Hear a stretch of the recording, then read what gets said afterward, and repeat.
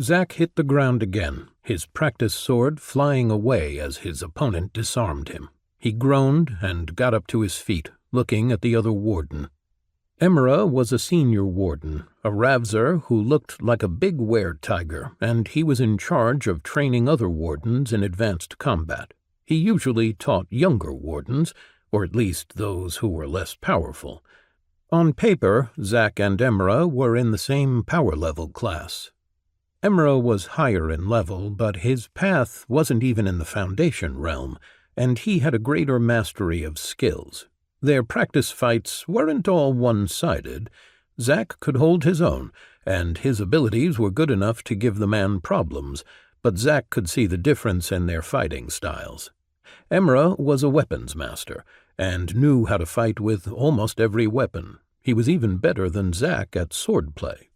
Zack hadn't had the chance to train and learn the sword as much as he wanted. Even though it was his focus, there had been no great sword masters left on Earth for him to learn from.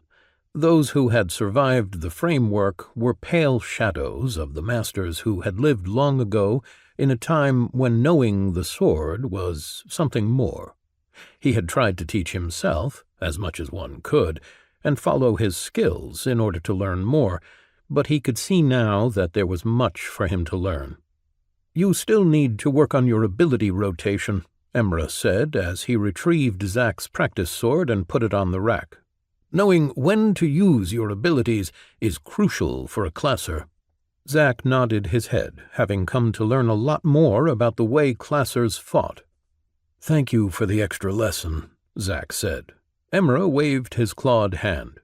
"I appreciate it when my students want to learn more, although you and Nyathala are a special case." Zack nodded his head. The Cthulhu was his fellow student, someone else who had joined the Wardens under special circumstances.